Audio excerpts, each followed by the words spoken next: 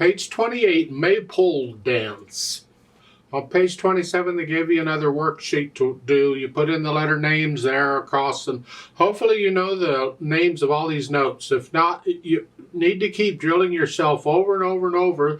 They're giving you some new notes there in the treble clef.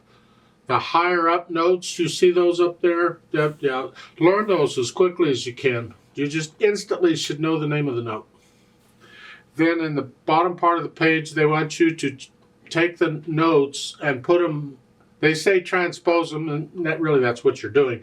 But you're just writing the name of or you're putting in the name of the note an octave lower and 2 octaves lower.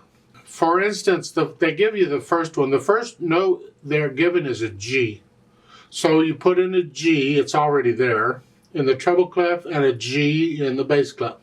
The next note is an E. So you write in a note, a quarter note, in each of those clefs, those staves, for an E, and then a half note E, and then an F, and then a D, and you write in the notes on where they go. It's good drilling exercise. So you got to know the names of the notes instantly. I can't stress that enough.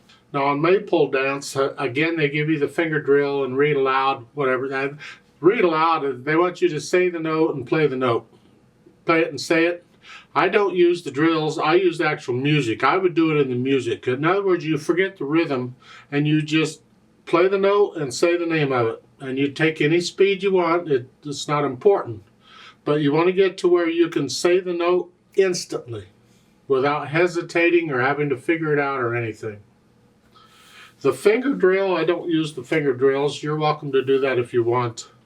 However, keep in mind that the fingering above the staff is for the right hand and the fingering below the staff is for the left hand, but you don't have to play the left hand up there because this way up here, you don't have to play up left hand up here. You can play these same notes, the letter names, the C, G, F, A. Play them down here where it's comfortable, here or here, it doesn't matter. Play them all down here for the left hand. That's all right. You're after the letter name of the notes, what we're trying to reinforce here. Now, Maypole Dance, let's look it over. It's 2 lines long. This looks like it's for the right hand only because there's only one staff given. The other staves are for the teacher. Yeah, that's for me. Wow. Looks like we got a bunch of quarter notes and half notes and a dotted half notes. So you understand all that? 3, 4 times. Did I mention that? I forget some of these things. We're going to count to 3. There's 3 beats in a measure, and we're counting quarter notes. All right. So let's try it here. You're starting with thumb here. They give you the fingers for the first 3 notes. They really don't need to. You need the first one. You put your hand in there. And that's it. 3, 1, 2, 3, 1, 2, 3, 1. Now what's going on? We have a B. Well, a B isn't in this hand position. So what we do is we simply leave the hand where it is and move the thumb down. Now we're in this position. Not a 5-finger position anymore because the 5-finger position, they're next to each other. So this is here. So it's 1, 2, 3, 1, and then the thumb comes back up. 2, 3. There, so you're moving your thumb here. You want to get to where you can do that without looking at the keyboard too, where you can feel going up or down one key on the keyboard without having to look. That takes a little time, but you'll get it. It's just something to work on.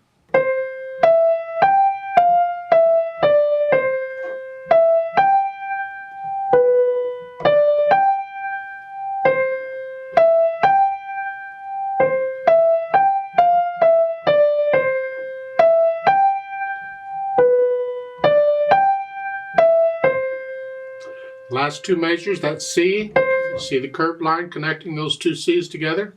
That's a tie. Have we had ties before? I can't remember. I'm assuming we have because there it is. You just tie the notes together. You hold the C down for the length of both notes. So in this case, you hold it down for 6 counts. I'm going to let up. I'd like to play it with you slowly. Let's double check you have the right notes and you're playing them at the right time, the right rhythm. So I'll give us 3 counts. Now, this is after you can play it, and no hesitations anywhere. It has to be a steady beat. So let's just try it together then.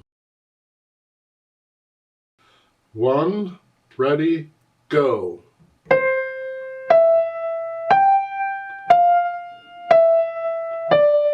1, 2, 3. 1, 2, 3. 1, 2, 3. 1, 2, 3. 2, 1, 2, 3.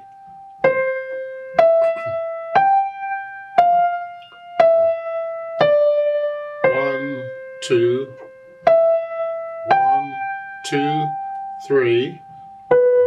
2. 1, 2. 1, 2, 3. Tie. 2, 3. Off. Now, there is a teacher's part here. Obviously, you can see it. I'd like to play that, and you play what we just played. We'll play it. I can't hear you, but you'll be able to hear both parts, I hope. So I'll give us 3 counts. Now I'm going to change the teacher's part a little bit because all the teacher's part has are these dotted half notes, the 3 counts.